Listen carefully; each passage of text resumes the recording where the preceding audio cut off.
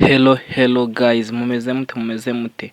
Ubu noneho mumenyere ko mbazanira udutips. None uyu munsi nabazaniye top 10 ya telefone zifite kamera nziza kuri isi yacu. Twihuse ku mwanya wa 10 turahasanga yitwa Xiaomi 13 Pro Max. Ifite RAM ya giga 12 ikagira na gigabyte 156 z'ububiko. Ni ya 10 muri telefone zifite kamera nziza ku isi.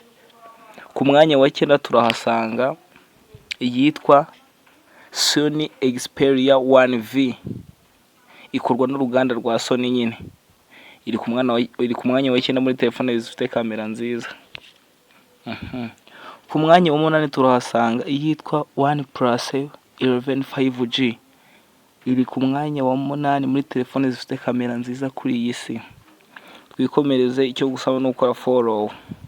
Ku mwanya wa 7 turahasanga telefone mwese muzi cyane ariyo bita Google Pixel 8 Pro. Yaje ku mwanya wa 7 muri telefone zifite kamera nziza kuri iyi si yacu. Ku mwanya wa 6 turahasanga yitwa iPhone 15 Plus.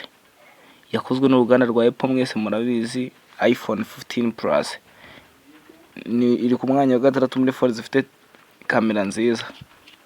Ku mwanya wa 5 turahasanga iPhone 15.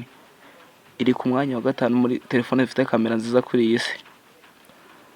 Ku mwanya wa 4 turahasanga yitwa Samsung S24 Ultra. Yaje ku mwanya wa 4 muri telefone zifite kamera nziza. Ku mwanya wa 3 turahasanga yitwa Samsung S23 Ultra. Biratangaje kuba S23 irusha kamera nziza S24. Ku mwanya wa 2 turahasanga yitwa iPhone 14 Pro Max. Iri ku mwanya wa 2. Ku mwanya wa 1 turahasanga igikura nkota aricyo bita iPhone 15 Pro Max. Kora follow ubundi nkomeza nkugezeho top 10 zirenze kuri iyi si. Zituntu tugezweho nyine. Ciao.